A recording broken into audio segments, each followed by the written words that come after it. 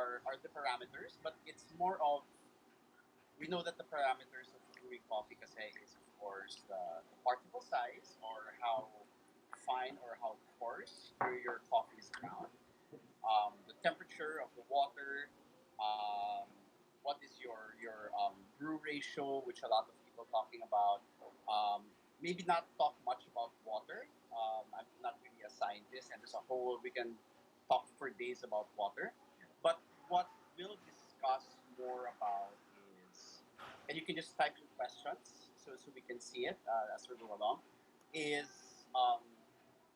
understanding how these parameters affect your cup because we don't if you're a brewer for example, okay, or let's give this for an example that a lot of a lot of home brewers actually can outperform some baristas, okay, when it comes to brewing, right? And because, for example, when the company that I worked for, we hosted the first Philippine Comandante Brewers Championship in the Philippines, and that was a competition that was sponsored by Comandante itself. Then we had the first Comandante champion from Berlin who came over as well. And out of the 24, there were 24 competitors. Okay, out of the 24 competitors, um, maybe 16 of the competitors, or maybe 16 out of the 24 were actually home brewers. They were not baristas. And in the finals, the top six, they were all home brewers. Okay, so that gives that sort of an indicator that um, that if you are, for example, if you are a home brewer, you actually have more time to experiment. You have more time to research. While a barista at the bar, the reason why sometimes baristas don't get to experiment a lot is because they have to follow the recipe that the cafe needs you to do. So let's say you do 16 grams in, 1 is to 14, so that's 4 out, is your yield. So but I think what's important, you guys, is that you shouldn't you should as when you brew coffee, um, the most important part of brewing coffee is your taste. Okay, and if the coffee tastes good or if the coffee tastes bad, um, it's really up to you. It's up to you. But then what I'm trying to tell you is that do not adhere or do not just stick with what you read or what other people tell you. You have to be critical with what you're and the only way that you can find out if that particular recipe is good is that if you get to experiment and you get to try the output. And that's what we call, like, for example, um, are you a brewer or are you into the craft of brewing? So, for example, I'm also a roaster. Am I just roasting and following a recipe, or am I into the roasting craft? So when I say I'm into the roasting craft, that means that I enjoy the process of roasting and I enjoy seeing how different applications of heat, of airflow, of drum speed affect the flavor of the coffee, make it delicious. So the same thing you guys should be when it comes to brewing. You know, don't be automatic that I'm gonna follow a 1:15. When you talk about the craft of roasting is that you use the applications of the temperature, of the grind size, of the ratio, and you come with something that's yours. And I think that's a lot more. It helps you excel more in brewing because you get to understand. And then when you taste someone else's brew, you can actually have a picture in your mind that all the brew the grind size of this is a little bit tight, so it's a little bit strong, or it's a little bit um, it's weak but it has a lot of flavor. So maybe it was two cores, something like that. So that's what we'll sort of talk about. All right, is that fine? Yeah, that's Yeah, good. all good, all good. Yeah, great, great. All right. So, uh, so what I just have here is my home, okay, is of my favorite dripper. Okay, my favorite dripper is of course the V60. Okay, it's my to go brewer.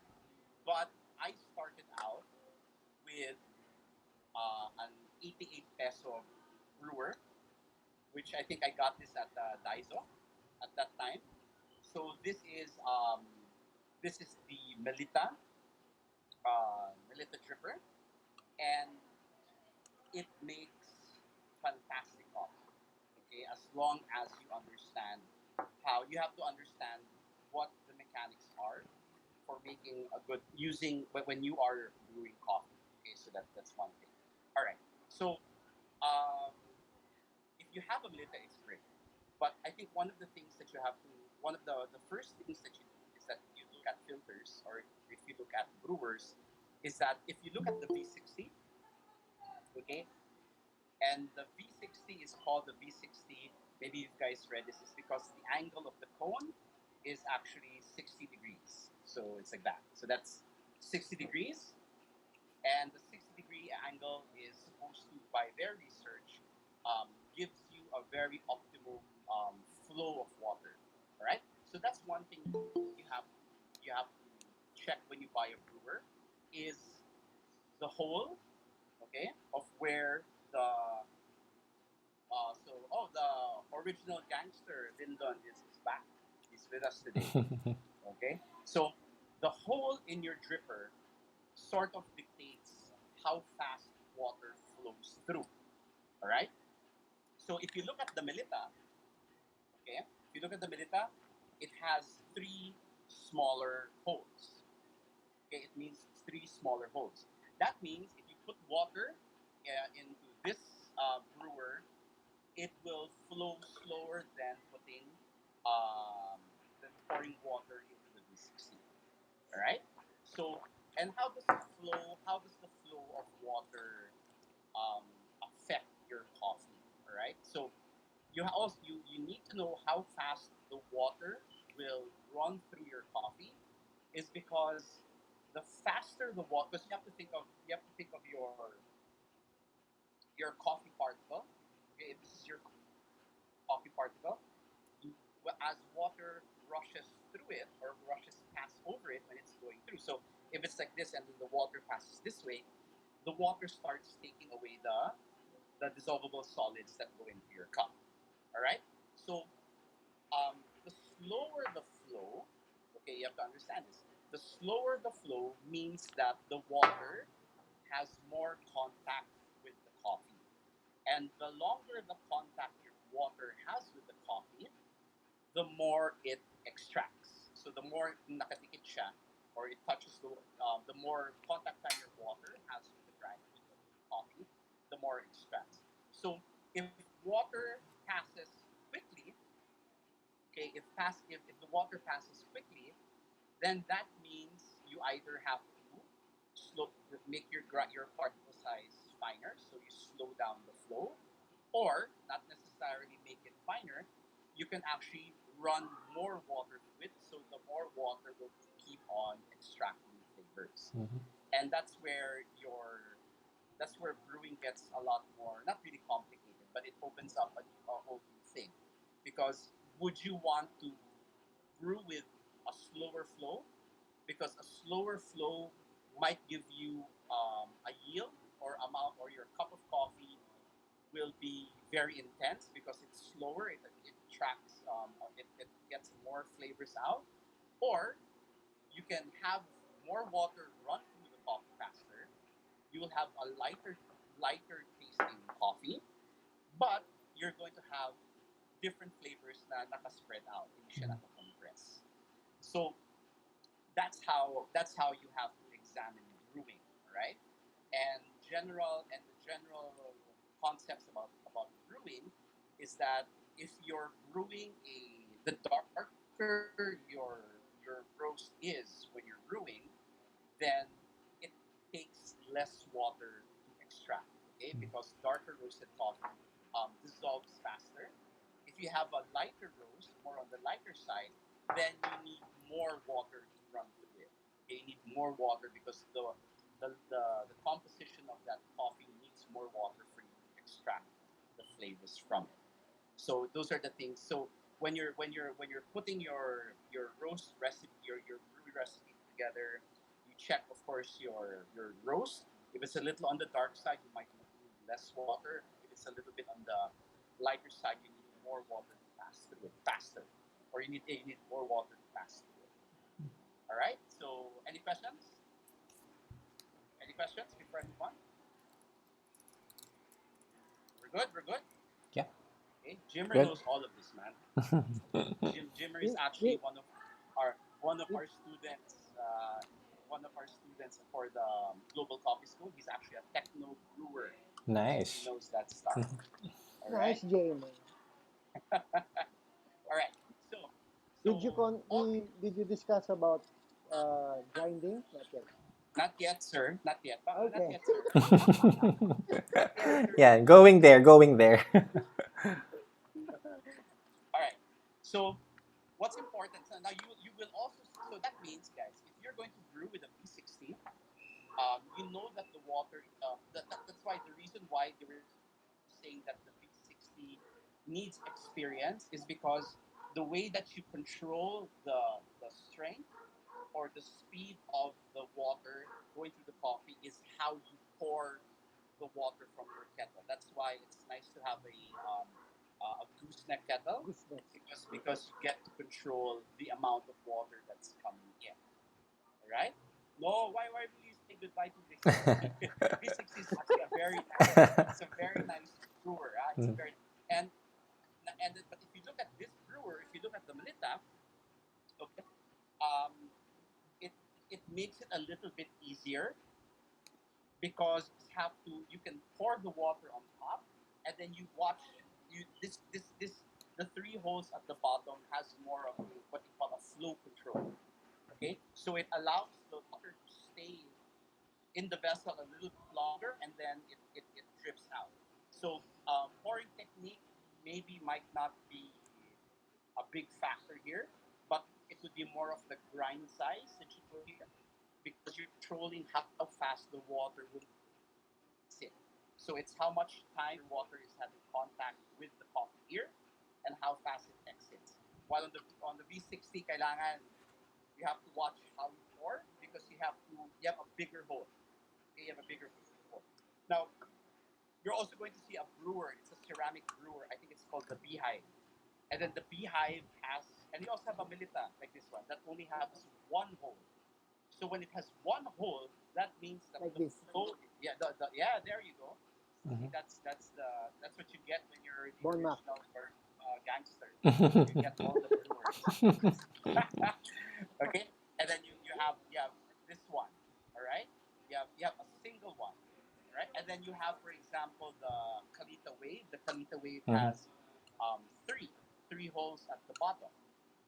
Okay, and then you even have some that have eight holes, which I can show you later. So um, what you have, so that's it. So it's more of when we extract coffee, you have to think about how fast is the water going to flow through your coffee bed.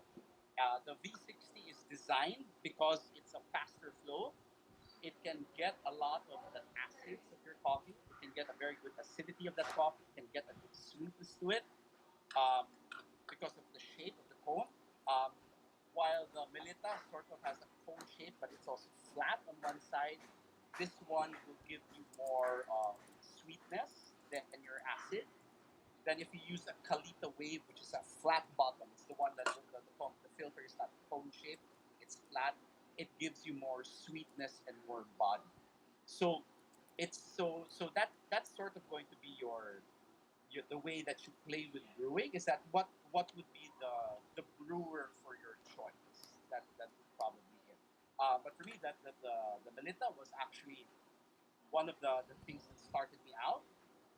And if it's a coffee that doesn't, if I'm not naman tamad, but if I don't feel that I have the patience to make sure about how I brew, then I'm going to use this one. It's a lot easier.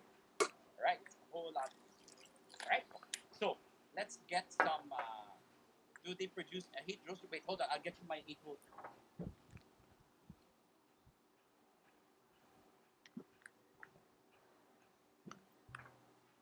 Here's the Calita Classic. 3 holes. Atomic. All right. So uh, this is an 8-hole dripper that I'm actually going to experiment with. This is this is what you call, oh, that's the 3-hole. See? Yeah, the This classic is the Calita. classic. Now this is the lily drip or the lily dripper. So Mhm. it's a ceramic one, and then it has 8 holes, as you can see. Okay, it has 8 holes, and aside from the 8 holes, it has what you call 48 channels. Mhm. So if you look closer, these grooves on the side, these are the channels. So the channels are to help the flow of the coffee go out and then through the holes. So it's a it's a dripper that takes into consideration, like what I mentioned, the Kalita wave is a flat bottom brewer. So flat bottom brewers are more for sweetness and body, Mhm. while the Kalita or while the V60, because of its shape and the speed, is more of acidity.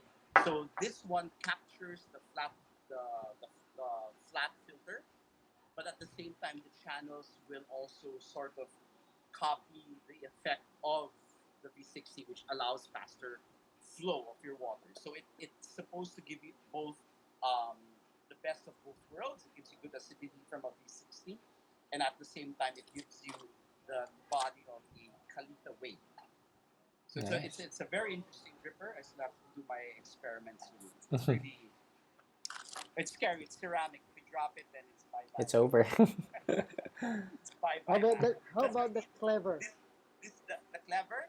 The clever is an immersion. It's an immersion. I think what's good about the clever is that the clever dripper. For those who haven't seen the clever dripper, it looks like this. I think Bigger. You put a filter. You pour water, and then you immerse it like a French press. Mhm. But you don't plunge it. There's a valve at the bottom, so you put it on top. You put it I on get top one. of your I cup, get one. and then there's a valve, and then the water goes down. So it uses it. It's the brewing of a French press, but the filter method is via paper, so you get a lot of good things. You get body, you get sweetness. Yeah, it's Dorothy. Mahal talaga siya. Saan mo nakita? It's actually expensive. It's actually expensive. That's true. But maybe what you can do is you buy. There, you see, only Lyndon has the mahal things. He has the No, expensive things. no. Okay, It's a so gift. It's a it's gift a to gift. So me. maybe if I were to do a clever dripper hack, I will put the filter here and I will cover it. There, you see, I'll cover it. Mhm. And then after 4 minutes, then I'll open it. And that's how No, I'll do it. no. Actually, you know the normal dripper that we buy, like the Inaplex. Yes. I take out the server, Uh put huh. water, let it immerse, then after Yeah. 4 minutes, put that one and See, works the same. because you see the reason why OG Lyndon can do all that is because OG, OG. and because we and experienced coffee makers can use different items is because they understand the effect of heat, of flow, of water, and then they can Immersion. put something together. That's basically how it is. We know how these things play a part. All right, so that's finding the flow. The faster the brewer has faster flow, it's more of acid. Slower, then it could be more of body and acidity. Now, um, let's talk about your the importance of what we say. So, Jerby, I don't know how much it is. You can ask for G. Oh, there, it's 1,800. Okay, okay, good. All right. So, what when now that we're going to brew, so let's say you got your brewer, then of course you're going to have to get your What grinder are you going to get? All There you right. go. Mhm. So, and that's now. You know that a lot of people who were buying espresso machines before would spend more money. Um, they would say because my machine is expensive and the machine is the one that makes the coffee, I will get a very chipete grinder because the machine. Well, in fact, that the machine is only as good. You brewer is also as good as your grinder, because the grinder is the most is important in what we call because when your blades when you pick a grinder, I think the earlier grinders were it's a blade grinder. It looks like a propeller. Okay, and then you would get this I think from Crooks or something, and then you would press. The longer you press, the fast. See, OG Lyndon's going to get his friend. He's going to show it to me. Okay, okay.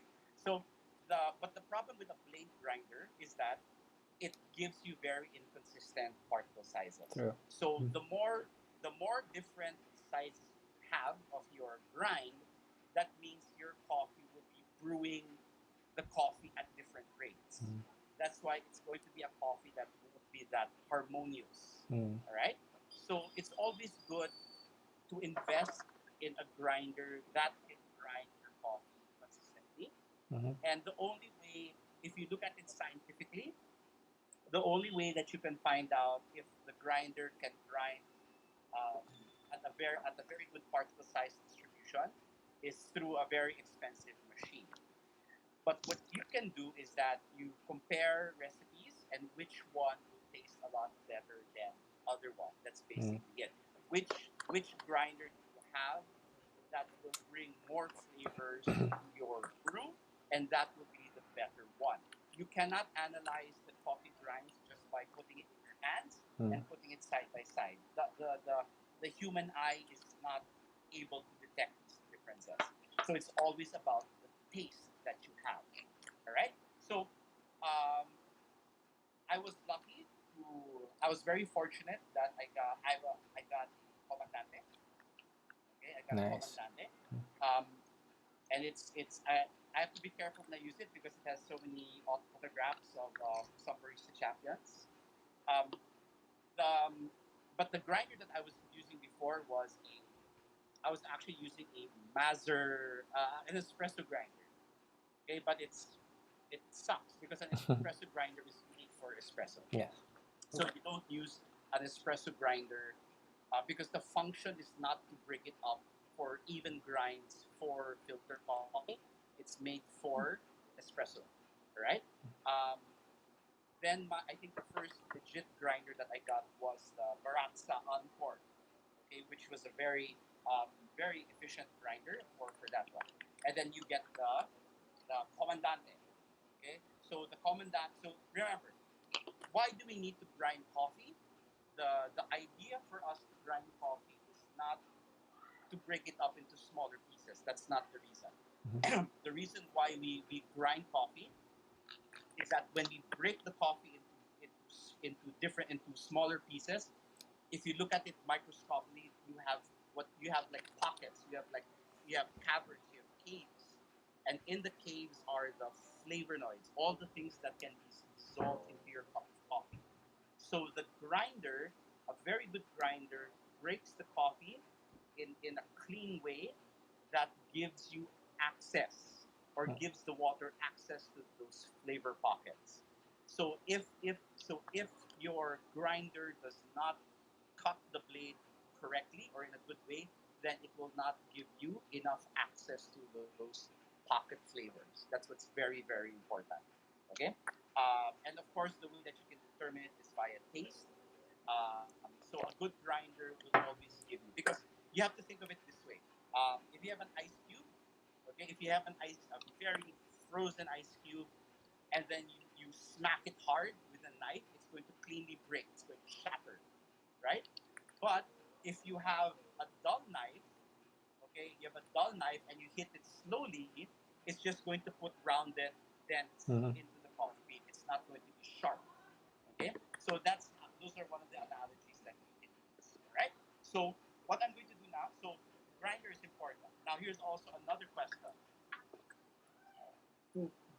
why do we need to uh, wet the paper filter? Sadly, we need to wet the paper filters is because if you get something from Daiso sometimes, um, they're not the highest quality. They're good quality, but yeah, Dorothy is right. There is a paper smell. But okay, but I will have to tell you that in Korea, the coffee filters that we were using did not need to be rinsed. Okay, it's a very good quality. So all that, and then they proved it. So they poured hot water on in a cup and they poured one through the filter, and there was no difference. There is absolutely no difference in the taste. So filters like that don't need to be pre-wet. Maybe that's good because you don't need to use excess water. Mhm. That's fine. Quick question: are bleach filters safe to use? Um, I don't know, Lyndon. What do you think about bleach filters? I don't know. I like this filter. Bleach filters, I think, are cleaner, and I I don't think like it's the more of paper an taste. I think it's an environmental issue about the bleached and then the non-bleached, something like that. Okay. Do they use Harry filters or Maren sitting paper product? Oh yeah, you know what? I'm telling you, Korea makes the most amazing coffee products. Okay, like the Gabby Dripper is one, the Master A and the Master B. They came up with the Sonic Dutch. If you haven't heard what the Sonic Dutch is, it's a machine that makes cold Cold brew brew Mhm. using using sonication vibration. Wow. or using vibration or sonic waves. Okay, they created that, and I actually have one. I won it in a roasting contest in Korea, and it's fun to use. So I'm just gonna get some of my water ready. Okay, so when you get your there are coffees there are paper filters that need to be rinsed. Okay, Yes. but don't just do it because people do it. You know, you can Mhm. taste it. You can try putting the coffee brand because you know what? One of the problems is also about wetting a coffee filter. Is after people wet the coffee filter, then they'll dump the coffee in, Mhm. and then they'll do something else, and then they'll come back. But you have to remember that when you're brewing coffee, the moment coffee touches water, it starts to extract. You can't stop it. Mhm. Okay, you cannot say you will extract when I pour water. But the wet filter, once na contact na yung coffee, mag-extract na yan. Mhm. So if you're going to wet your filter, have your hot water ready. So when you put you put your coffee in, then you're ready to brew. Correct? Right? Then you're ready. So I'm going to heat up my water. Now, that's another thing so while we're waiting for that, that's another thing about temperature. All right, There you go. guys. So temperature Why is do you you prevent? have all what? Question. What's your question? Mr. Lyndon, Is you it? know the answers naman to your No, no, questions no, eh. no, no, no. I think the reason you prevent your filter is you preheat your vessel, your server as well. Yeah, you know what? I thought about that. But the thing is, if you're brewing your coffee at 95 degrees, mas magiging it'll heat up your vessel more hotter than it is preheated. You know, so I think these are experiments that you need to do by yourself. Me, I don't bother preheating. Maybe the cups, maybe the coffee cups, itong bagong wash, then maybe. But I don't make it a habit anymore to preheat my carafe. Kasi iinit din kasi yan. But Yeah, that's maybe my yeah, opinion. it became a habit na lang siguro. That's why they're doing it. Yeah, Pero din yung maybe. observer. But the thing is, you know what? If you try, you do a taste test if I said. But the thing is, when the person gets their coffee, it's still hot. They're not going to drink it, so there's not going to be any, for me. There's not going to be any difference for them. All right. So, but for this particular, I'm gonna pre-wet, and for OG, ayan. So iinit na yung ano natin. Our paper filter. All right. So we're pre-wet. All right. Now, before we now this is what a lot of what you will always read. It is always what you see in pictures when people are brewing is the bloom. There you go. Okay, it's the bloom. Okay, it's the bloom. And does a bloom always, if the coffee blooms or not, does it mean that the coffee is bad or good? All right. Now, the idea, remember, the idea of blooming your coffee is because you want the coffee to gas. Okay.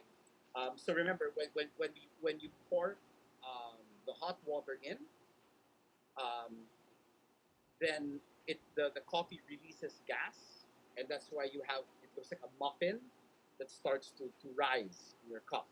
Now, um, freshly roasted coffee or darker roasted coffee will always have a bigger bloom. All right.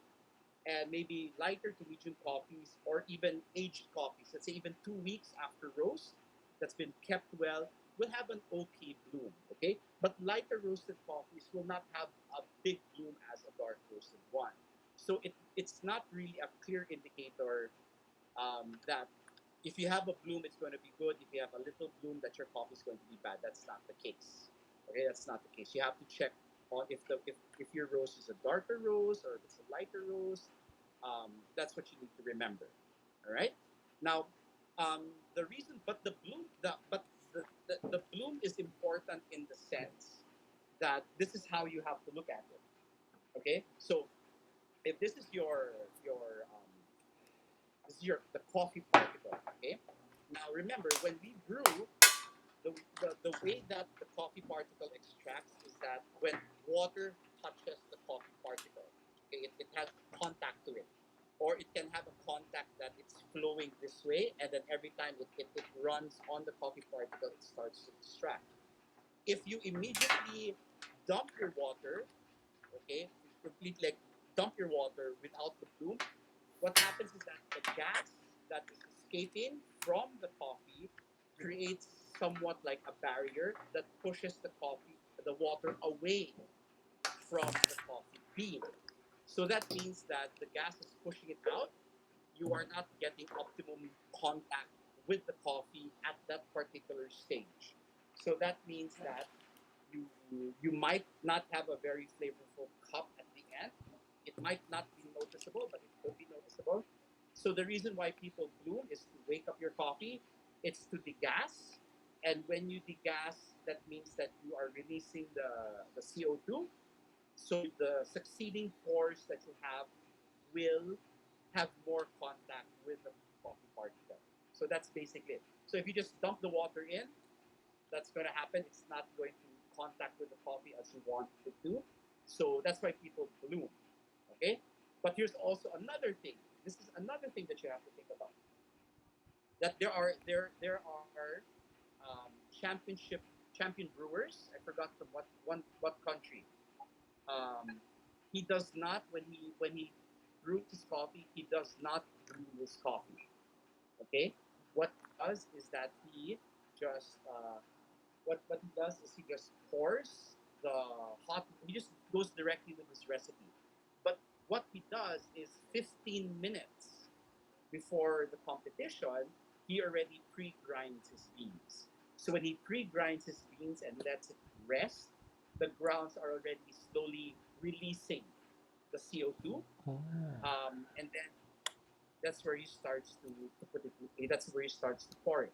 Now, if you think about it from a brewing perspective, is that maybe he does not want the water to stay long because remember when you bloom your coffee, the beans absorb it before it drops down. So maybe that time for his particular coffee that if it absorbs, it's more contact time with the coffee and it might affect the overall cup. So his uh, brewing technique was to degas it and then immediately start pouring over because that probably gave him the better flavor than the coffee staying in. So that's something. These are things. See, it's knowing the application of what happens to the coffee. So you can either have release some of the gas by by grinding it ahead of time, or you can pour hot water into it and to release it. Um, for the 2019 Philippine Brewers Championship, one of the best friend of Lyndon, his name is RG. He was the second runner up for the Brewers Cup. So he got third place.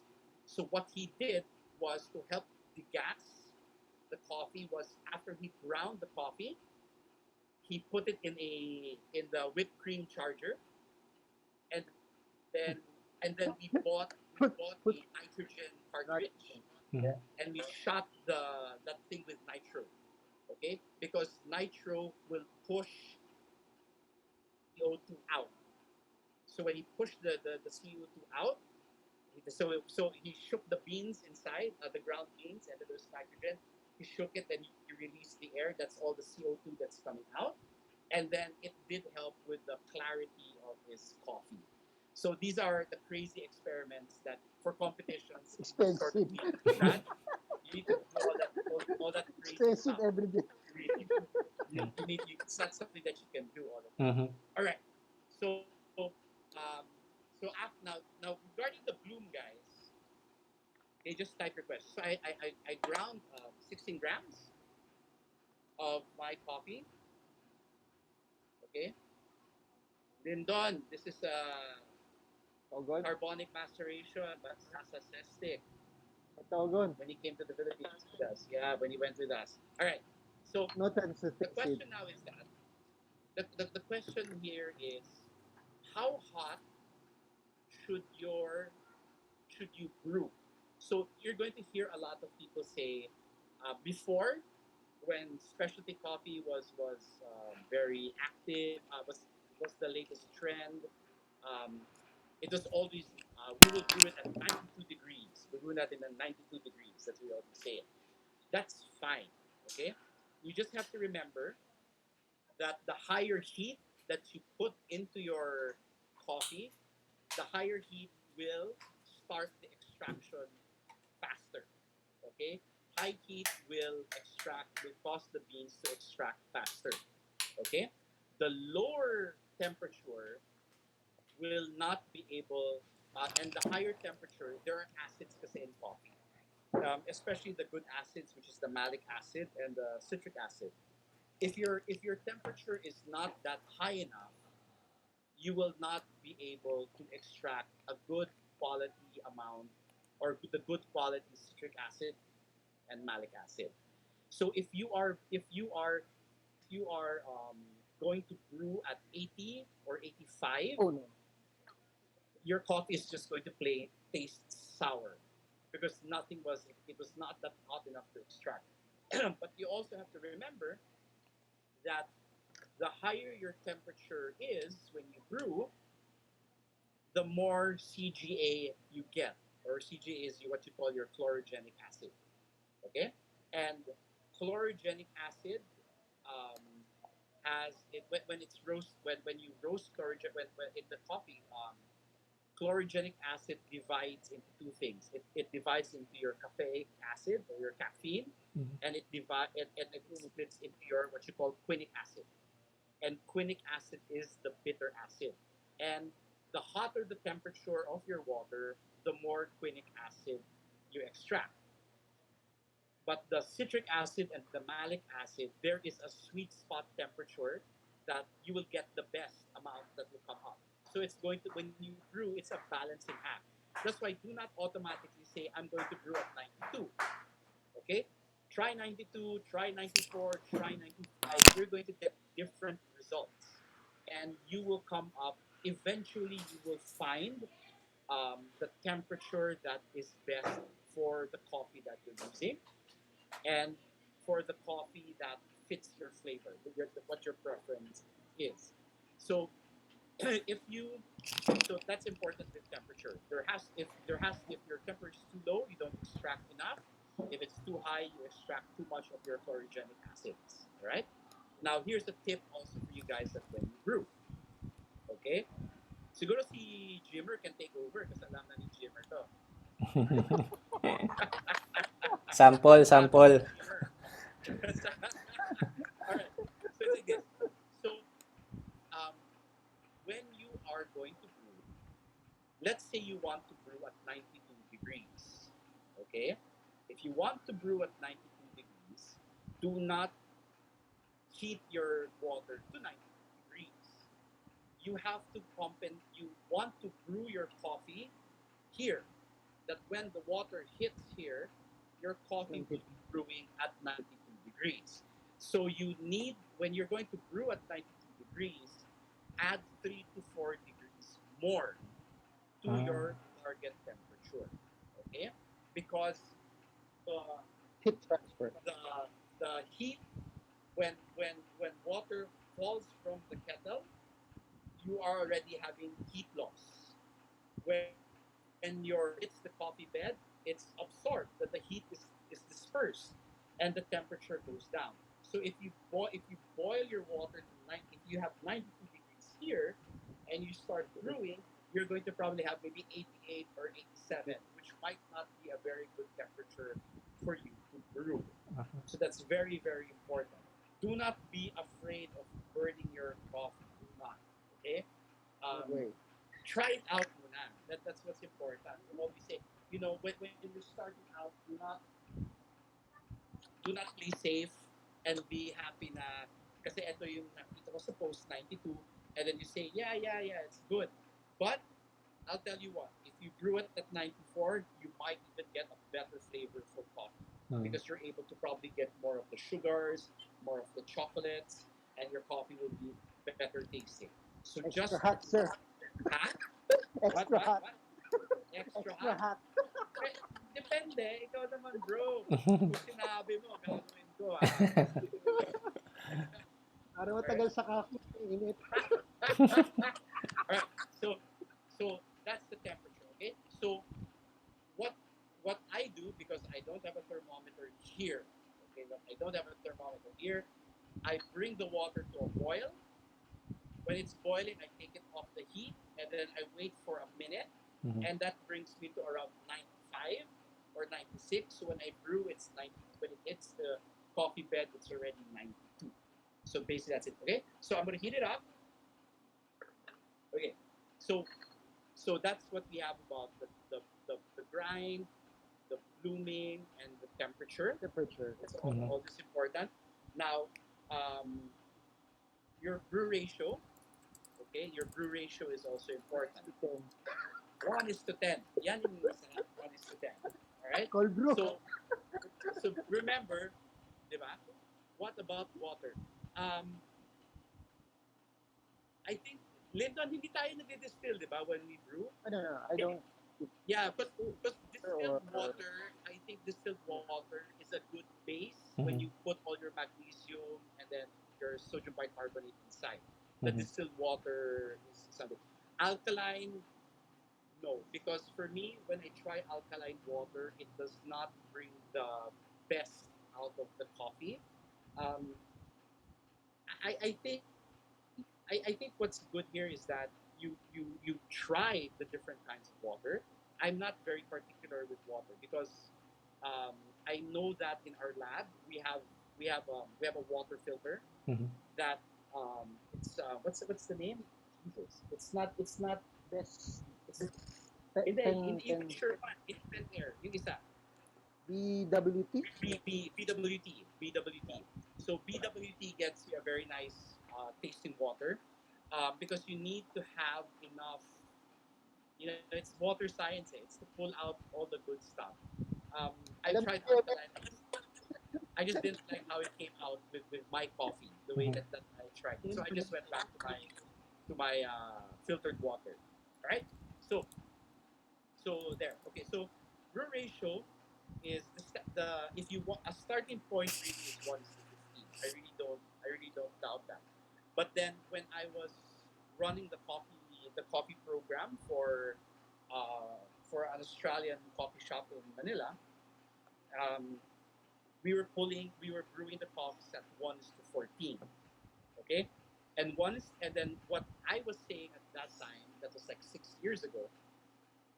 No, 4 years ago, was that it's good because it's very strong. The taste is strong. But what I realized then, after doing a little more understanding of brewing, understanding of flavor, is that too much intensity of everything in your coffee is a bad thing. because your palate will not be able to make sense of what you're tasting. Okay, because it's high, so high in everything. So sometimes it's good to make a ratio 1:16 or 1:17, is because you get to spread out those flavors. You get to have the range more detectable in your mouth. No? Then if 1:17 is a little bit too watery, then you make it maybe 1:16.5 or 1:16, because more water will extract more flavor, especially when you're doing pour overs. So that might be a very good thing for you to try. Mhm. It doesn't mean don't always. I thought 1:14 is the best because it had everything. It had everything better. Everything was on such high levels that you cannot even taste anything anymore. Okay, so that's very important. That's very important. All right, so let's brew. Now, how do you brew? So um, a lot of people when they brew, they sort of divide their pours. So, for example, if I'm going to do a 270 pour, if I'm going to do a 270 out, my out is 270 grams. Then if it's time, so let's say I'm putting 16 grams in, so times my bloom water is times 2, 32 grams, that's 230 left, somewhat. Then what they do is they divide it. They sort of divide it into three. So maybe 80, 80, 70, or 80, 80, 50. I don't know. It's really up to you. But what's important here, okay? And alam ni Jimmer yan. Si Jimmer, nag-practice yan kung ilang oras na gumaganap siya ng tubig. Okay? Is that, is that you, you, the, you need to be able to pour, for example, if you divided your pour into 80, 80, 80, try to have the same revolutions. Let's say I will have 80 grams in 5 revolutions. Okay? Because remember, when water is going through your coffee bed, you are agitating the coffee. So the coffee grinds are going around and then they're extracting flavor. Okay? So if you pour less, then you agitate less. If you pour more, then you agitate more. So having having a steady application of the water is very important because it's with the agitation. Okay, it's with the agitation. And what's important, and this is what I see with a lot of brewers, is that let's say that I'm aiming for 80, and then when I stop my pour, nasa 78. So yung gagawin ko, dagdagan ko ng 2 grams. For me, wag na. Wag na. Don't. It's just 2 grams. Just make up for it in the next one. You be like, ay, kulang din. That's not going to make a difference with your coffee at all. It's not. Okay, it's really not going to make a difference. So kung kulang ka ng 2 grams, 3 grams, it's fine. Just leave it. It's not going to make a difference. Alright? So, now, Pag let's sobra, do a pour now. Bawasan. Sobra, Bawasan okay, daw. that's it. You have to compensate. You Ah, sort of have to compensate for that. Alright? So let's get my coffee. So let's see now. So I have my coffee, and I am going to put my coffee in my brew. Okay, then I'll change the camera angle.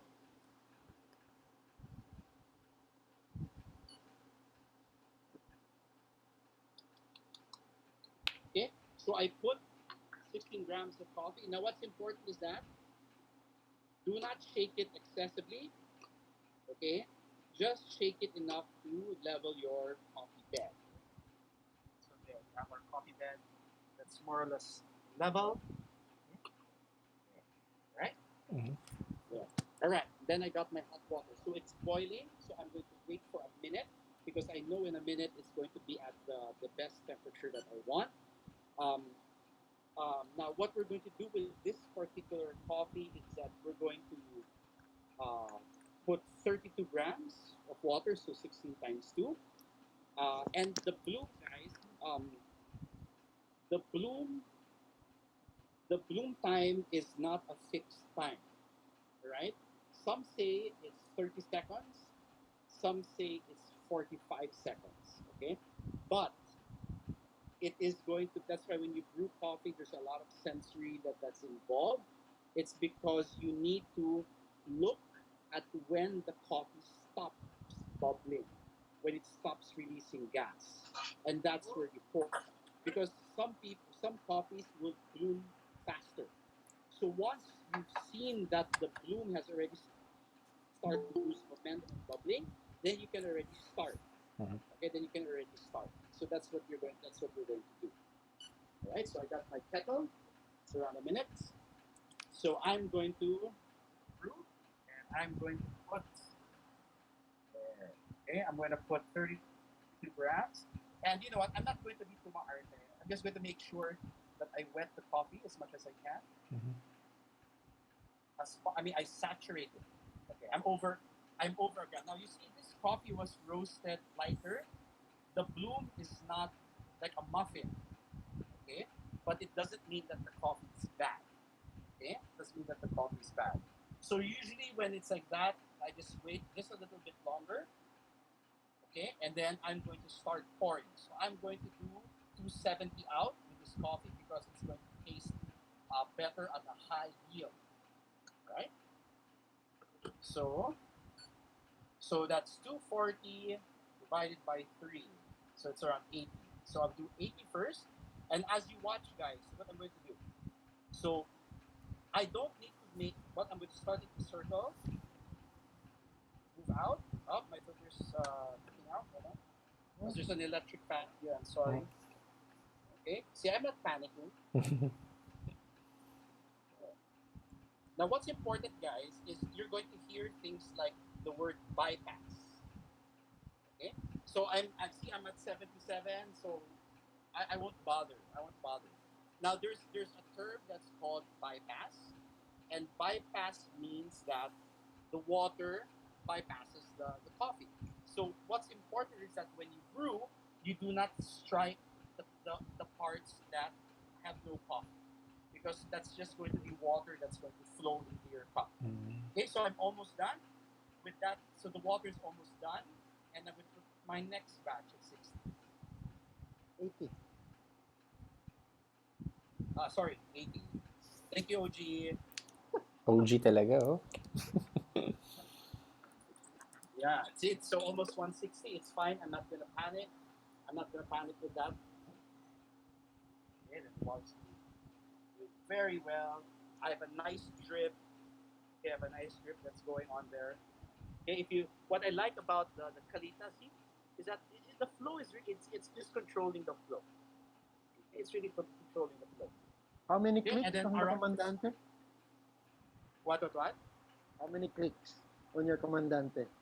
This one, wala, feeling ko lang pare. No, it's 23 clicks on the comandante. And then I'm going to put my last 80. And as you can see, the color of the oils on top are getting lighter. So that means that the flavors have been extracted. Okay, and what's important is that the flow of my water is steady. Oops, almost out of water. All right. Now, what's important, guys, is that we have a good flow. You must make sure that the coffee is not choking. Okay, when we say choke, that means that the filter has been blocked by a lot of fines in it, and it's preventing the coffee from coming out. Okay, so we have a very nice pour. Um, how long should the coffee be? Well, this brewing there, that's a good thing, John. What John Bush said. Brewing time. Brewing time. Um, a lot of people swear that when you brew coffee, it should be between maybe if you do a V60, it's like 2.5 minutes. Mhm. All right, but okay, but again, it is all about how it tastes in the cup. So I can brew here on 3.5 minutes, and it tastes good because I know my coffee at this particular roast level can have more contact time. So John, if you're thinking about a brew time, maybe 2.5 minutes can be a good standard. But if you are dealing with a coffee that's darker, lighter in the roast, then maybe you can extend it by another 30 seconds. But what's important is that when you taste the coffee is, you feel the flavors around the mouth. If you just feel it at the back, na parang muted siya, then that means that the coffee was brewing probably too long. Now, there's a coffee taste, pero parang muted siya. I can't distinguish it as it's probably been there too long. If it's sour, then it's probably too fast. That's why coffee, you have to. So here at the end, you can see that. I'll show you. Sorry. Yeah, so yeah, see, I'm already almost at 3.5 minutes, and the water is almost gone. Look, I'm sorry. There, water's almost done. That's just my cat again. There. Okay. So there. So brewing time will always, because you have to understand, guys, that coffee is something that's organic. Okay, that it changes in time. It changes during roast. It coffee will not, when you grind, it will not break into the same particles at all.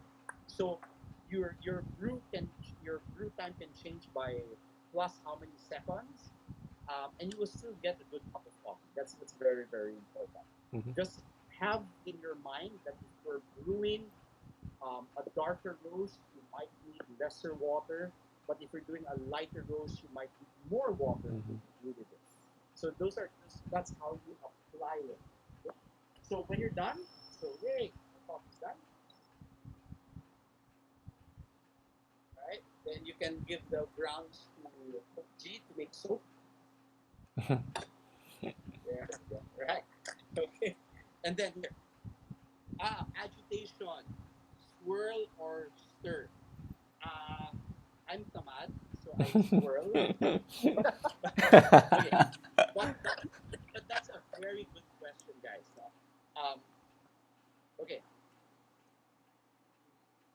when do you swirl and when do you stir, or either way? Um, when you okay, this is how the okay, this is how you have to understand extrusion. Um, the first few seconds of your brew. Oh, I agitate a lot. It's the problem, Dorothy. I do. Because this is what you have to also talk about, Dorothy. They are using a particular coffee for that particular demonstration. Maybe for that particular coffee, it did not, if they agitate, it over extracts. Okay? Now, that's why that's why, are you a brewer because, are you brewing because you're just following recipes, or do you want to be more into the craft of roasting, where you apply different things to come up with the flavors in the coffee? So the first few seconds when you pour hot water, okay, when you pour hot water, agitation, extraction is fast at the onset. Okay, at the onset when you pour water. So and as the time, as your brewing time starts to move, the degree of extraction starts to lessen as time goes by. So what some people do, okay, like so John and for Dorothy, if you're asking, is that some people when they pour water for the bloom, they stir it, or they put a little more water and then they stir it, because at that particular point they want to extract more from that coffee. Okay, they want to extract more from that coffee. Now the reason why they're doing that is because probably when they did not extract, when they did not agitate, parang kulang yung coffee. So what they decided was is to, and then when you say mix it, you don't mix it like you're mixing Milo. Baka mga five na ganyan lang, just to give that extra extraction into your coffee. All right? But you also have to know that towards the end of the coffee, there's no use in stirring it na kasi there's a lot of things that's been extracted now. But what people do is that sinuswirl nila yung ganon. Okay? That when there's water, ginaganon nila Mhm. is because they try to get the coffees at the edges I see. to fall into the water so it extracts a little bit more. Kasi hindi pa yan na-extract na mabuti. So what you can do is brew normally and then do another cup. After you put your brew, you mix it just a bit and then continue with your brew. And then you're going to taste a difference. Mhm. And again, it depends with the coffee that you're using. Now here's also a very nice coffee, right? So you can pour it directly. You can pour it directly, but there's also another trick to making your coffee um, perceived to be sweeter, right? And this is something that's interesting. Um, you aerate your coffee. Okay, you aerate the coffee, and how do you aerate it? Is you create bubbles with it. You Mhm. and then if you take a look at your coffee, okay, it's going to Nice. have all of these bubbles. So you're rating it. Okay. Now it is the same, but you don't do it too much. Your coffee cools down, but you can rate it. Okay. It is the same principle of aerating wine. There's a device that they call it a wine aerator that has holes on the side. So when you pour wine through the tube, it sucks in air, and when it goes into the decanter, it has something like that there are like bubbles in it, and it does increase the sweetness. There's going to be some kind of sweetness that you're going to get with a cup of coffee. So that's yeah. If you try it, it's going to have a slight difference to it than just pouring directly into it without the bubbles. The thing with that wine that experiment that we were doing with the aerator is that Starbucks, for example, Starbucks, you have Starbucks have their nationwide barista competitions, and it's closed to the public, but it's a really really big event. Um, and one of the one who won the champion, her name is Cara Evangelista. She's from Cebu. She's a barista in Cebu, and for her brew, she came to us at the institute for coffee excellence, and we experiment with we lent her the wine eraser, and then she used the wine eraser for her brew, and she knocked everyone out of the park, and then she became the Philippine ambassador or the Starbucks Barista Champion for 2019. So you can try aerating it. When I brew coffee at home, I like to aerate it and I like pour it, make all these bubbles. It helps. It gives a nice sweetness. It sort of accentuates whatever sweetness it is in the coffee. So that's something that you can do. Ooh. Yeah, but if it's a mix, it's like dalgona. Sana, no? There are times when I tried to make a dalgona during the lockdown, but it was a fail. It was like it was really bad. But yeah, so um, when you brew, so you see with this particular coffee, I poured it at almost 1:16.5, but you can still taste this coffee is like dark chocolate, raisins. You can taste some cherries in it and grapes, for example. Um, and it's still pretty strong. So you see, guys, even if I poured a high ratio, 1:16.5, almost 1:17, the coffee tastes very good. You still taste the range of flavor. So when you brew at home, remember when you brew at home, um, or when you brew in general, it's practice the craft and don't just follow recipes because the recipes that are given by even world champions, these are good guides, but you are not pouring the same way, you're not using the same water they're using, you are not using the same coffee they're using. So it's very different. So they really act as guides. So you, on the other hand, you have to know the craft in the terms of, okay, if I'm gonna brew with this kind of heat, how much coffee will I degas by grinding it and leaving it 15 minutes, or I'm gonna pour hot water. There are so many things that you can do to make a great tasting cup of coffee. That's why it's really great um, to do these things with coffee because you get to explore. Like if I brew this coffee, if I brew this coffee 1:15, it probably will taste a little different. If I lower the temperature, it's probably going to taste sour. So you have a lot of ranges that you can play with. And yeah, uh, Jimmer said, Pressure point. Okay. Disconnected si Raul. Galing, master. God, There you go, there you go. disappearing. Sorry, man. It's okay, it's okay, it's okay. So yeah, that's why brewing is very annoying. That's why what Lyndon said, no, na you can, like for example, if I have this filter,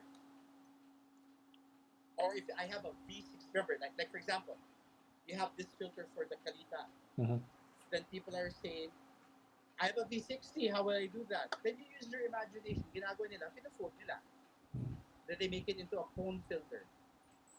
Okay, they make it into a cone filter, then it fits right into your V60.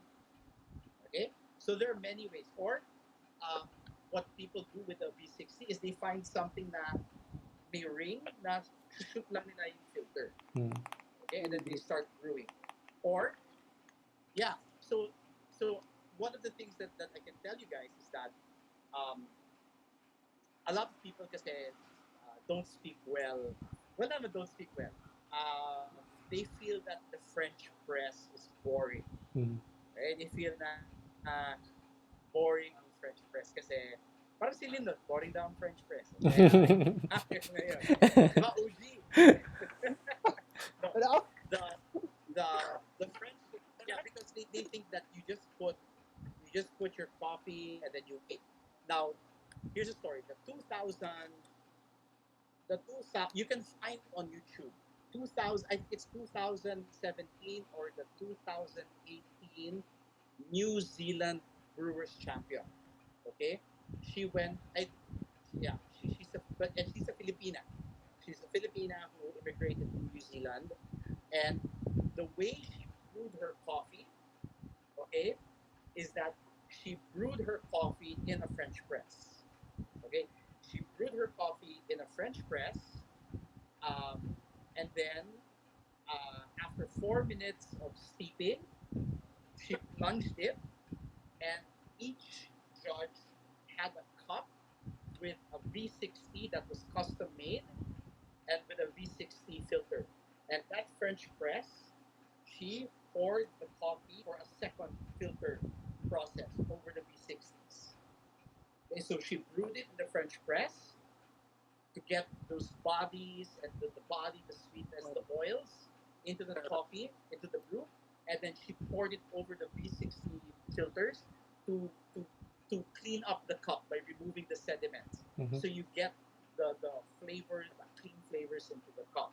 And she won. She became represented New Zealand. Her name is Ria something. But you can see her routine. It's Mhm. the New Zealand Brewers champion Ria Lingan. There, that's it. Ria Lingan. You can do it. She. But of course, the coffee that she used was a Panama something. Was that? Ano yan? No, it starts with an N. 90 plus. It's from afar. It's the same coffee. No, it's the same coffee that Sly used for his Korean when he was in the WBC Korea. It starts with an N.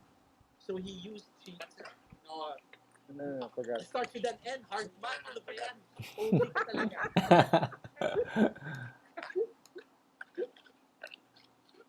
Crazy. There.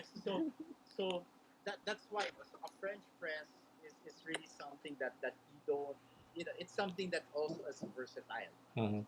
So again, and she used water. I think she had her own water made with something third wave water. So it worked. So for anyone who's brewing out there, no, it's always important to understand the factors that will affect your brew, and then that's what you do. You change it for you to make it taste better.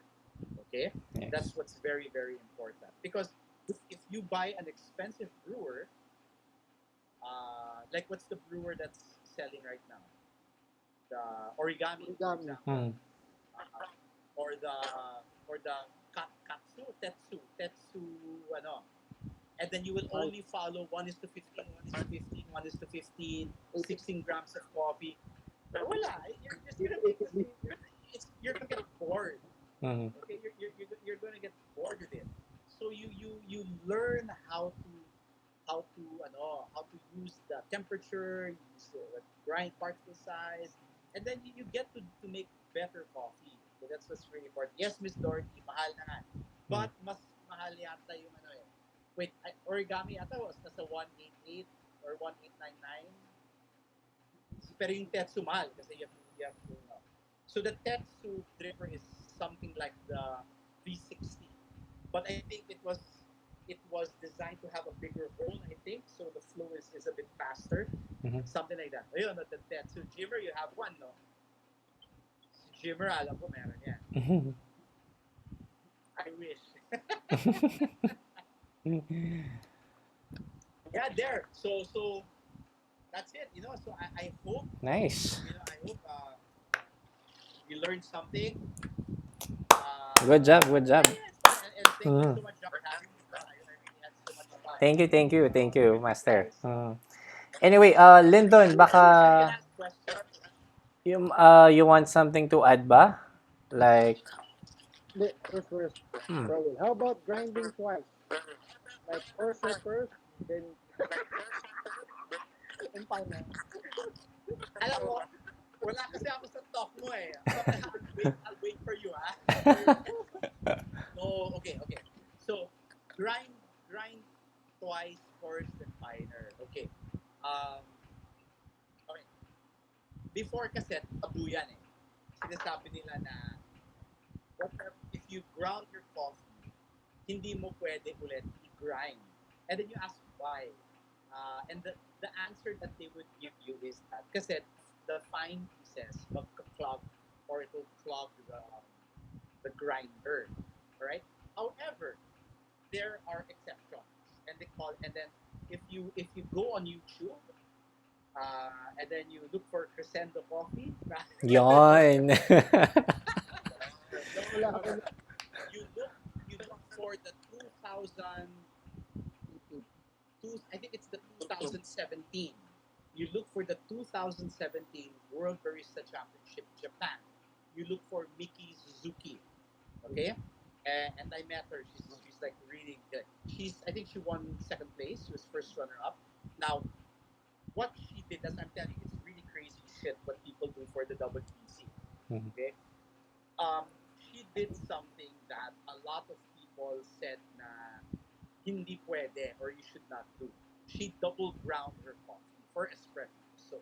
So the reason why, um, so what she did was she had her coffee and her grinder was an EK 43. Okay, so what she did was she got her coffee and then if you watch her routine, it's really amazing. She added liquid nitrogen. Okay, so by adding liquid nitrogen, the the coffee becomes very brittle. Okay, and what she did was she ground it at a coarse setting in the EK.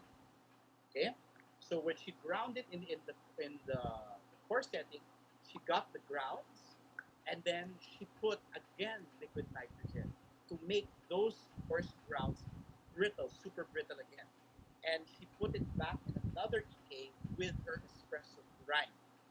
Okay, and then she ground it. Now the reason for her routine, her the scientific explanation there, is that if you have frozen coffee, it will break more evenly. It will break into more even particle sizes.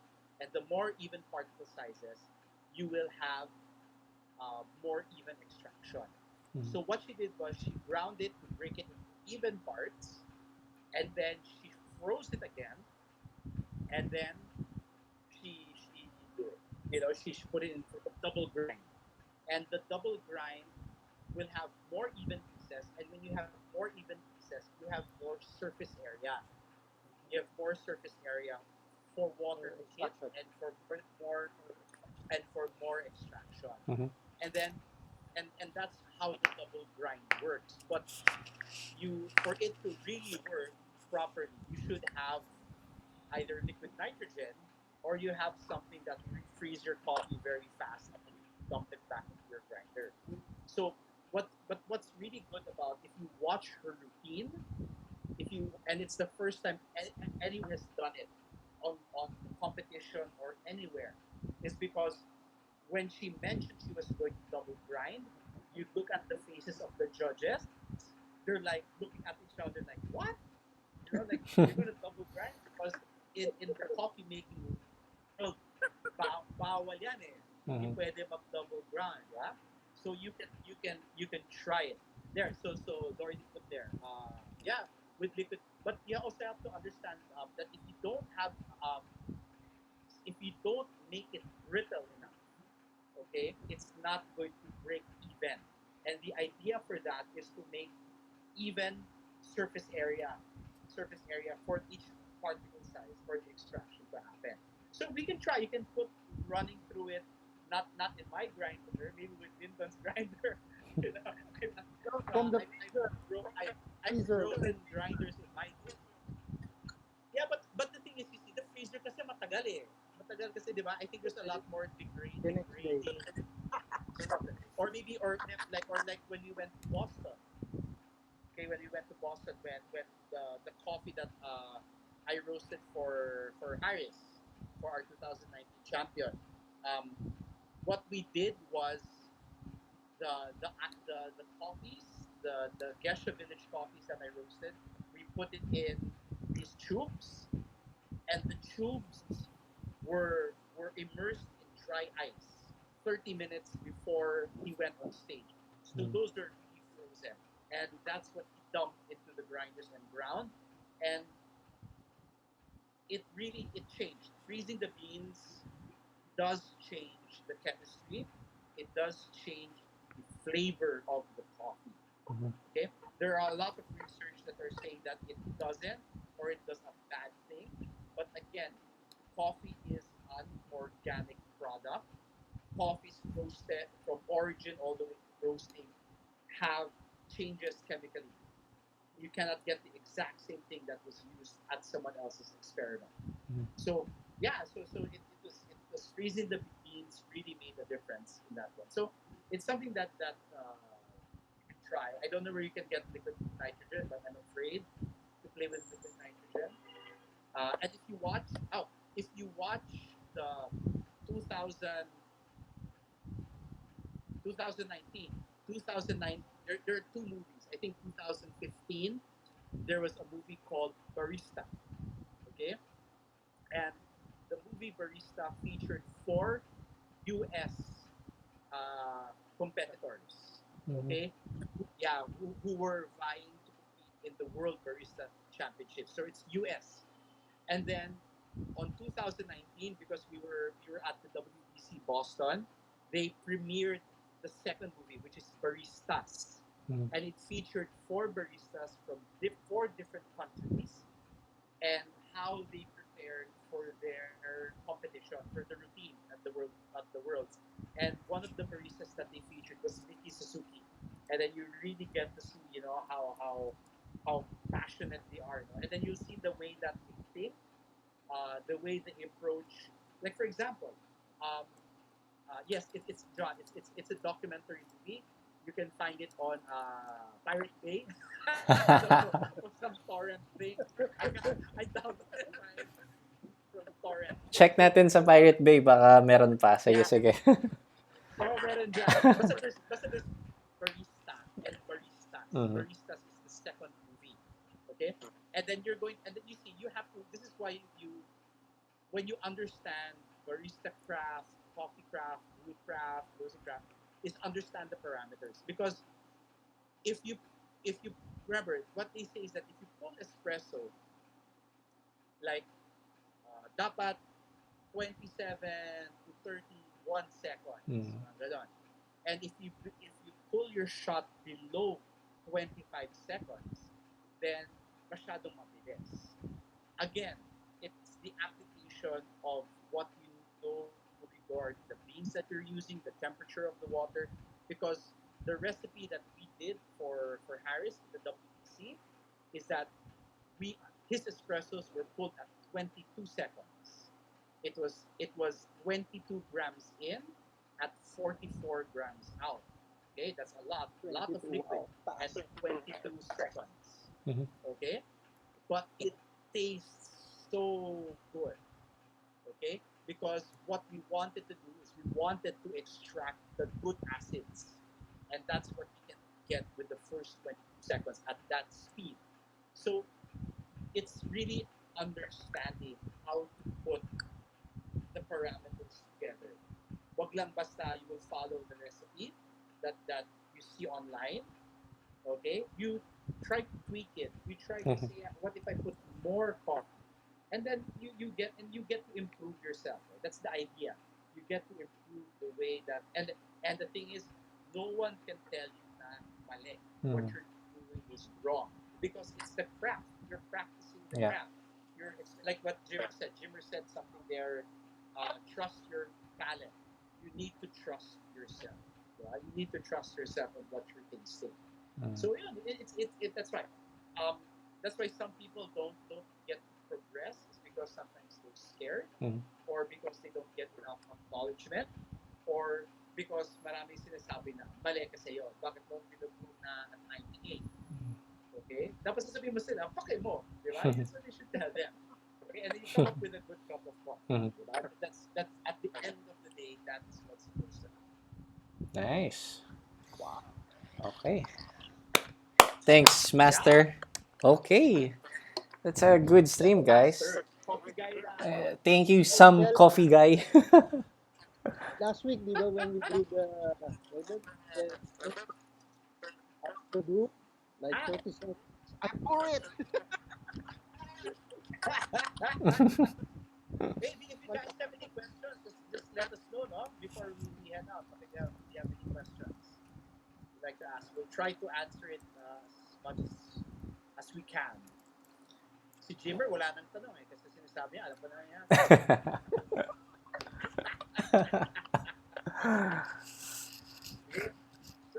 Yeah, so just, basta for me, V60 is my go-to, but I love the Melita. Mm. I really love that dripper. I'll try the Lily drip. Mhm. I'm just afraid to break it. It's very scary. Unlike si OG, marami siyang brewing No, apparatus. plastic. Una, pinakita mo yung clever, yung beehive at yung It's grinder. a gift. Yung komandante, labas yung komandante mo. They saw it last week. Oh, we saw it, we Oo, saw it. tingnan mo eh. Wait lang. Big visual Ah, naman eh. Raul, meron bang pirma si Master Lyndon sa komandante mo? Nakapirma ba siya dyan? Actually, sinabi ni Lyndon, bumili na lang daw ako ng bago kasi hindi ka kasha yung dedication niya.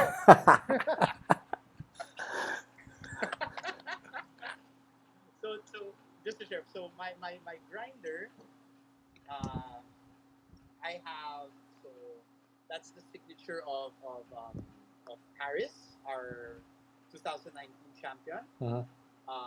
This is the signature of Joe McTaggart, who's the first Berlin Comandante Brewers champion. Uh, this is the autograph of Hidenori Izaki, the 2014 14. World Barista champion, from the first Asian champion, and it was Harris's coach. So I saw him a lot of times, and the latest signature I had is of Sasha Sestic from Ona Cafe, from Project Origin and Ona Cafe. Mhm. Harbor.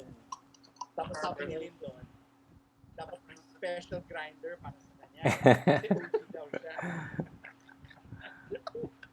Joke. Crazy, crazy, crazy man. Any question? Oh, so Lyndon, ano next topic? Dapat i-demo mo yung bullet mo. Saka na lang. Sa Canada. Game, guys. Actually, dapat magano kayo eh. Hmm. Kasi Gamer. before John, I had in one of my open houses dun sa institute. Mhm. Nagano kami, one of our friends who's a home roaster, si Joseph. Ano siya, he's a hive roaster. He's a hive. Mhm. Yung pan, it's this pan roaster. It's called a hive roaster. So yung ginawa namin is that we had a man versus machine showdown. Wow. So we had the same coffee. Rinost niya dun sa hive roaster na may burner. Ako naman dun sa 500-gram milk roaster ko. And then we let the audience taste the coffees. So dapat si Chris at si Lyndon dapat mag-roast throwdown kayo. Roast throwdown next week, oh. So yung kay Lyndon, the electric roaster versus the fire roaster. The Caldi roaster ni Chris. Yeah. Diba? Maganda yan. Nagagawa. Ikaw talaga si Lyndon. Ano yan? Alright, I have to so John, thanks. Thank you, Raul. We'll see you again. Yes. Yeah, anytime, man. Just basta kung may chat, I'll make it a point to say hi to John. Meron ka. Thank you. Yeah. Promote muna, promote. So, if so I conduct an interactive sensory class, and it's called Sensory Spark. Mhm. And Sensory Spark it's an introduction to an international certification course called the Coffee Flavors. Okay, Lyndon is actually a certified coffee flavorist. He took the foundation class, no? So what we do in the Sensory Spark class is that we train you to develop your olfactory and tasting abilities using the Centone training system. Now, Centone it's an aroma making company, and they came out with an aroma kit called the Theorem 144. So it's 144 of the most prevalent aromas that come from coffee, and Centone has now been endorsed by the Specialty Coffee Association as one of the advanced sensory training tools. So part of the Sensory Spark is that because we want to make it very interesting and fun, all the enrollees get what we call a knowledge kit. And the knowledge kit is a kit. We have 9 official. The Centone are 9 of the Centone aromas. Okay, they're inhalers. So and it'll last for like a month or 2 months in the inhaler. It's for you to train yourself. We give 6 mystery coffees, and the mystery coffees have different ranges of flavors, so that everyone gets the same coffee. You will all brew it. They're drip bags. Actually, they're being ground, and you shoot them with nitrogen to preserve the flavors. So everyone who's taking the class virtually are tasting the same thing when we have the same class. We'll be smelling the same inhalers. We will also be tasting different modulations for your sweet, sour, salty, and for tactiles, taste your tactile, and training material. So it's the class is 3 sessions, 2 hours per session, and we talk about a lot of things that affect flavor. We touch a little about roasting and how it affects flavor. We talk about the acids. We talk about the grind sizes. So anyone can just you can check out the Institute for Coffee Excellence on Facebook. or on IG at Coffee Excellence PH. You can send us a message. We actually have a weekend batch, July 4 and 5. But that's two sessions for 3 hours, and 8, 9, and 10. That's three sessions to 2 hours, Mhm. and that's 5 to 7 p.m. And I think Jerby has already enrolled. Looking forward to having her there. And what's good is that the more people in your class is that you get to have fun. And if your address is bikeable, then I will bike and personally deliver your Bikeable. gift. Nice. I've done that with some. I've done that with some of my students. Hmm. Bakit? But I'm not going to Lyndon. Lyndon, you live too far away. I'm not going to go with you.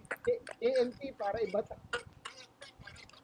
Oh, bayaran mo na lang yung rider. And I Anyway, think Jimmer is planning to join, but sometime in us. Um, it's a very what's good about the course, guys, that it's fun. The last participants who joined, they never knew that because there was one coffee that we tried. It tasted like apple Sunny Light ba yun, or something like that. And she never tasted coffee that would actually be those kinds of flavors. So what we do is that we help develop the way for you to appreciate coffee, and you get to try coffees all the from Asia all the way to Africa. So it's a very interesting course, and I do hope to see you guys if you want to try. nice. Thank you so much, coffee guy Raul. Yep. Yeah. Okay, sige. We'll see you No problem. Thank you so anytime much. soon. Thank you so much, Raul. Yes, please. All right. Just send me a message anytime. All Take right, care. see ya. Thank you, Okay, Raul. Master. I will bye-bye. bow. Thank you. IG IG Ayan. So that was an interesting session. Anyway, do you guys have any more questions regarding about this episode? I think Lyndon can answer naman. Go, guys. Jimmer is still here. Grabe, I learned a lot. Especially dun sa mga techniques ni Raul. Hindi, pinakamaganda dun is don't be afraid to try. Yan. Yun yung mga quotables natin. So, why do you do it? Why bloom? Why tree wet? Yan. Very good. After mo i-heat yung water mo, Mm. after boiling, ba't ayaw mo ilagay sa kape mo? Mm. Even James Hope have a video saying it never really go up beyond 95 Mm-hmm. when it touches the grinds. Yeah. There's transfer and diba nag-dissipate na yung heat. So Mm. it will go down. It will go down. So something to remember. Ako may question ako, Master. What's the best coffee for pour over for you? For me, For you, I like the geisha are really good. Mm. Are good. I have tasted the coffee of Paris as a world competition Mm-hmm. coffee, and we made a pour over of it. It's a lot of flavors, I mean, we did the Centone flavor course. It Mm. has floral, many fruits, chocolate, nuts. If it's sweet, Mm-hmm. salad. Of course, it's also the roasting. But Mm. I mean, it's Jasper made by Sasaset. So it's something really possible. But for the local coffee, I Mm. think one of the best is the Pignon. Bukit nun. If you get the right sauce. Mm. Which is Maybe- Crescendo coffee. I have no, but some of them Mm. from Visayas and Mindanao, Mm. sometimes they get it fast. But also for the Benguet, I think the one what I was with Harris in Togon, so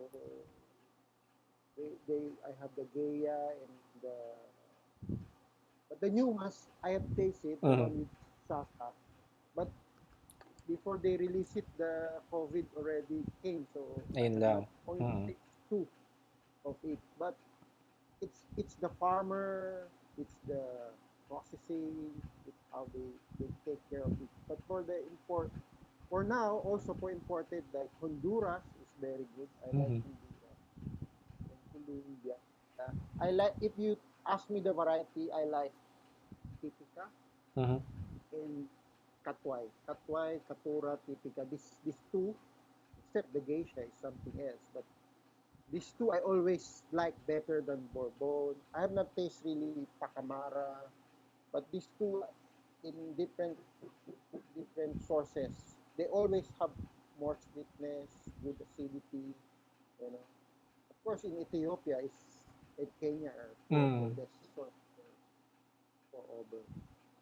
But the local ones, I can say you can get good ones from Mount Apo because the lady there, Marivic, is getting better. She was Mhm. trained by QI. And then also Benguet.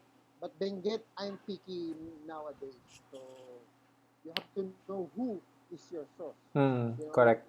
you don't just buy from, say, it's Sagada. There's so Mm. many things Sagada nowadays. Mm. So True. Mm. it's just, it's just that, you know. And also SL34 from Kenya or from Myanmar is also good. Mhm. Ayan.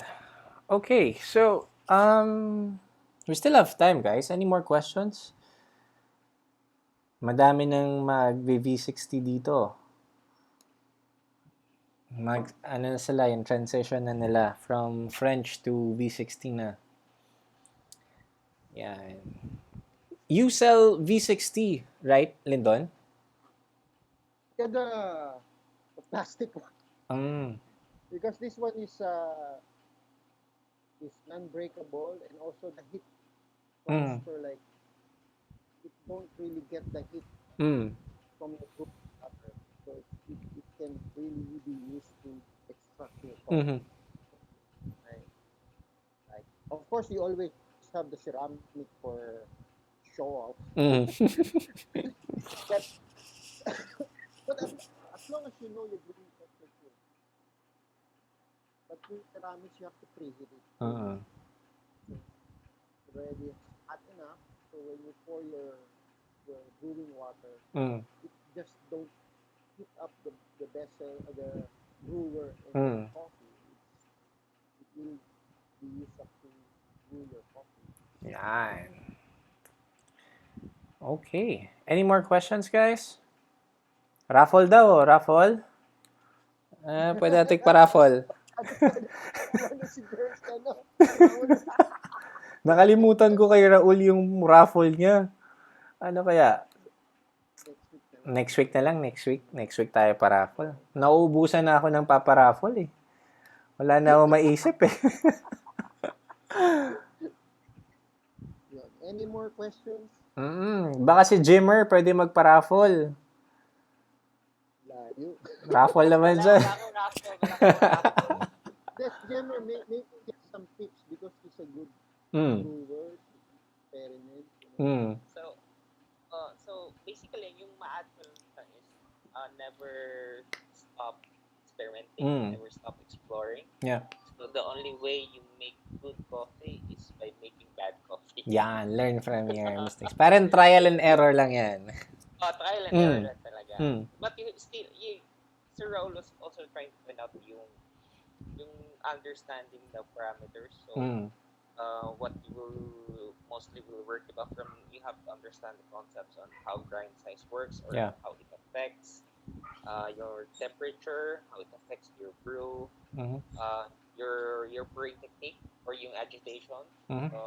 It also a lot of the factors really contribute to the brew, Mhm. to how it tastes like. So that's the thing about home brewing Yeah. or manual brewing is you could really select things that you would like for example, if on mornings I want my brew to be kind of like much. I don't say strong, Mm. but if I want for the morning my morning brews to be much more heavy. I mean medium to heavy body, Mhm. the really that mouthfeel. Mm. So I could make some adjustments on the nighttime. I mean, for nightcap, so I want something light, so I Mhm. could just make some few adjustments to make something a lighter brew at the evening.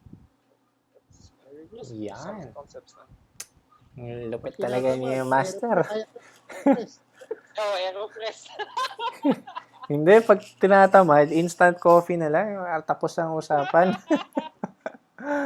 So when it comes to brewing, um I only have a French yung drippers or yung brewing tools. I only have a French Mhm. press. That's I also have a mocha pot, but the Mm. gasket's already broken, so I can't Mm. use that anymore. And the AeroPress. That's it. Yan. And for the V60, I only have the plastic, and I also have a ceramic. So for kind of experiments lang, just Mm. feel lugar what makes plastic different to ceramic. Mm. Well, I guess I would go for plastic, but if you want for looks, then go for ceramic. Yan. Okay yan. More expensive times 4. So, I on the other hand, my brother has a origami dripper and the reverse mountain yung silicone dripper. Mm. So my brother's also at least may nadala ko into brewing. Bad influence. So yeah, bad influence. Mm. Hashtag heist this group. Ayos yan. So Mhm. so the good thing about this is at least may katimbang na ako sa paghati ng beans. Okay yan. So, Another thing is yung water. Don't use distilled. yes. Yan. First and foremost, I just want to share you with regards to water terms Mm. because I've also been playing with water. Mm. So if you have to also to take into consideration when you use mineral water Mm. because it has minerals. Minerals actually enhances the extraction Mhm. of the compounds in coffee. So Mm. if, for example, if your coffee has a higher TDS or uh, technical Yan. terms, Epsom salts. Mm. Epsom salts are magnesium, and so basically the most important minerals that you could use is Epsom salts Mhm. for magnesium, and then sodium or carbonate for baking soda. And if you have if you can also source out calcium, that would be better. Mhm. But the concept here is um, too much of too much of everything is also bad. If, for example, if there's too much mineral content on the water, your brews would turn out kind of like too artificial. Mhm. Because you also have to consider if, for example, if I'm going to use certain brew water, I have to compensate my grind size. Mm. So I have to grind a little bit coarser because if I'm going to stick, for example, I'm using my Comandante on 24 clicks. If just my regular soft water, um, 24 will be good. But if I'm going to use 24 clicks Mhm. in a specialized brew water, it's going to be over extracted. Mm. So that's And kind of concepts lang. also face dry. Mm. It's Oh yeah, yeah. You if the coffee extract it would be astringent. So yeah, those are you have also to understand how um the concepts of yung sa extraction of coffee. I mean what over extracted tastes like, what under extracted coffee tastes like. Mhm. So just a brief understanding is if your coffee is if it's too sour for you, it's just indication that you have under extracted your coffee, so you have to make adjustments. If your coffee is too bitter, or yeah, if it's too dry, which means that your coffee or your brew is astringent, so Mm. you have to make some adjustments. So basically, you have to trust what your tongue is telling you. Mhm. So you could just tweak out your parameters. Is there a way na matitrain yung tongue natin? Yes, you Like, can. meron bang special class or Ah, special course for that one? That, It's really so, hard eh, di ba? Parang, paano mo, yeah. di ba? Paano mo Yung matitrain yun? pagka-calibrate ng yung palate mo. Yes, yung What I palette do, mismo. Hmm. I just eat a lot of fruits. Okay. Candies. What else? Um, not just yung candies. I also drink tea. Mhm. Different kinds of tea, Mm. so that you could have better understanding yung floral Mm. compounds ng coffee. So Mm. you could really identify. I see. There are times the coffee would be similar to chamomile, Mm. lavender, yeah, hibiscus. So having tea is also important. Nice. So you don't just confine yourself into when you say kung Mm. coffee lang talaga. So you have to also expand your Mm. horizons, that coffee also have different um, compounds, or yeah, I'm sounding you know. It's okay. Also, Galing, galing, galing. may add ako, 90% of what you taste depends on Aroma. how you smell. Mhm. Yes. So what a 90%, 90% of aroma is taste. Mhm. Yes, that's true. and, So if you can, aside from joining groups like this, Mm. you can also, basically what I did, I just search the internet, Mm. search for videos, Yeah. search for, not I mean not just yung sa coffee, but also in the scientific aspect Mm. of it, because there's already a lot of science involved Mm. in making coffee, Yeah. brewing coffee. Uh, for example, the 2019 World Barista Champion, yung Korean, forgot her name. She was on her spiel. She was talking about carbohydrates, Mhm. and on the effect of carbohydrates in coffee, di ba? Grabe na. So, Mm. so a lot of this, but it doesn't mean that you don't have scientific, or you're not into science. Doesn't mean that you don't really have to I mean, go down deeper, but you just have to have the basic understanding that uh, you're you're you're I mean, for myself, I'm kind of like doing this because I enjoy it, diba? Mm. Having a good cup brings joy, diba? Mhm. Even having a bad cup also brings joy, because Mm. yeah, it could it could trigger you to explore more, diba? Yes. So just never stop. Yan. Good job, yeah, Jimmer. about one more on the Mm. palate. Mm.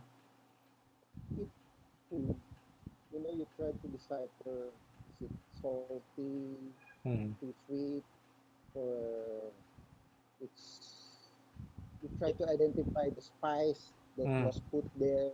It's also help, you know. Also, for me, to really learn about tasting, Mhm. you lessen your intake of sugars. I mean, if Mm. you like Yeah. Mm. to drink a lot of soft drinks or other sugary things, Guilty. when you Guilty drink ako dyan. coffee, Mm. it's pale, it's don't taste that. Same with too spicy food. It's Mm. also actually So mga naglalaban, they lalo na yung tasters you just competition. Mm. taste your stuff. They, they, they exclude themselves from extreme salty, sugary, or Spicy. spicy. Mhm. You know, eat more bland of the foods. That's why tea is good. Mm. Also, I smell I smell all the McCormick. And then for nuts, you eat almond, you eat macadamia, Mm. or peanuts, or cornic. Yeah, you have to buy yung sa mga different nuts yung sa groceries. Mm. And then I also because I also cook, so I have different herbs and spices Uh-huh. in my kitchen, so that's also good. Yeah. And what else? Yeah, the first and foremost is you have to really reduce your intake of sugars Mm-hmm. because if your palate is gonna too in you're too inclined to sweet things, to sugary things, Mm-hmm. every coffee you're going to taste is going to be bitter. Yan. Totoo yan. True, true. Because you really can't. Because actually, some coffees are actually sweet, Mm-hmm. and I mean it's good really because if if your palate is sugary and you really can't appreciate the natural sugars Mm. that coffee has. Even even in what do you call that in green salads. Mm-hmm. I mean, there are times that I really could taste the sweetness of their certain vegetables or in certain fruits. Um, it's just having well, some say it would be boring, but Mm. no. True. Ah, good. Anyway, for our next episode next week, we will tackle more about latte art. Yan. Basics of latte art. Siyempre, kasama din yung steaming, pulling a shot. And, yeah, that's for Saturday and Sunday. So, Okay. are we guys good? Did we learn a lot today? Because I did. It was a very fun session. Yan. Thank you guys for coming. Before we end the stream, may pahabol ba tayo ng mga questions? Are we good?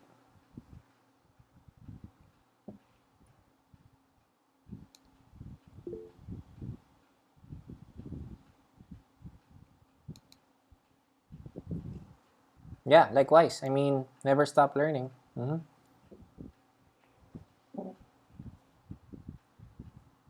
Kaya maganda tong group na to eh.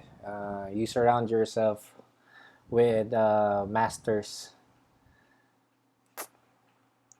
Kaya positive lang. What else? Thank you, Master Lyndon. Thank you, thank you. Till next time. Yan. Thank you. Anyway, this is recorded by the way. So, kung gusto niyo balikan, I'm still gonna edit last week's episode eh. So, tatapusin ko na para ma-upload ko siya sa YouTube. Thanks, Dennis.